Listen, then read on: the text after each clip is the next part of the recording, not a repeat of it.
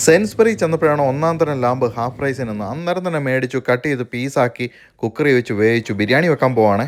Pan എടുക്കുക, നെയ്യ് ഒഴിക്കുക, അതിനകത്ത് all spice, ginger garlic paste, പച്ചമുളക് എന്നിവ ചേർത്ത് റെഡിയാക്കുക. അതിനകത്തോട്ട് തക്കാളി ഇടുക, നന്നായിട്ട് ഇളക്കുക. അതിനകത്ത് ഫ്രൈഡ് ഓണിയൻ ഇടുന്നു, എന്നിട്ട് നന്നായിട്ട് ഇളക്കുക. തൈരും കശുവണ്ടിയും അരച്ചത് നമ്മൾ ഇതിനകത്തോട്ട് ആഡ് ചെയ്യുന്നു, എന്നിട്ട് നന്നായിട്ട് ഇളക്കുക. എന്നിട്ട് സ്പൈസസ് ചേർക്കുന്നതിന് വേണ്ടി മുളക് പൊടി, മല്ലിപ്പൊടി, മഞ്ഞൾപ്പൊടി, ഗരം മസാല എന്നിവ ചേർത്ത് നന്നായിട്ട് ഇളക്കുക. അതിനുശേഷം വേവിച്ച് വെച്ചിരിക്കുന്ന ലാമ്പ് നമ്മൾ ഇതിനകത്തോട്ട് ആഡ് ചെയ്യുകയാണ്. അതും ഒരു 10 മിനിറ്റോളം നമ്മളിത് വേവിക്കുകയാണ് ഇതിനകത്തിട്ട്. ഇത് ഏകദേശം റെഡി ആകുമ്പോഴത്തേനും നമ്മൾ ദം ചെയ്യുന്നതിന് വേണ്ടി പോവാണ് ബിരിയാണി. അതിനുവേണ്ടി വേറൊരു പാത്രം എടുക്കുക, അതിനകത്തോട്ട് നെയ്യ് ഒഴിക്കുക. അതിനുശേഷം കുറച്ച് ലാമ്പിൻ്റെ ഗ്രേവി ഒഴിക്കുന്നു. അതിന് മുകളിലായിട്ട് നമ്മൾ വേവിച്ച് വെച്ചിരിക്കുന്ന റൈസ് കൊണ്ടുവന്ന് ആഡ് ചെയ്യുന്നു.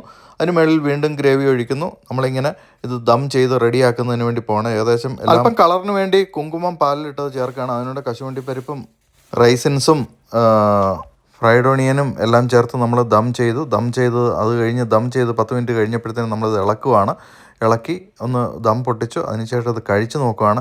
എന്നാ ടേസ്റ്റാണെന്നറിയാമോ? ലാമ്പെല്ലാം കൊണ്ട് കഴിച്ച് കഴിയുമ്പോഴത്തേനും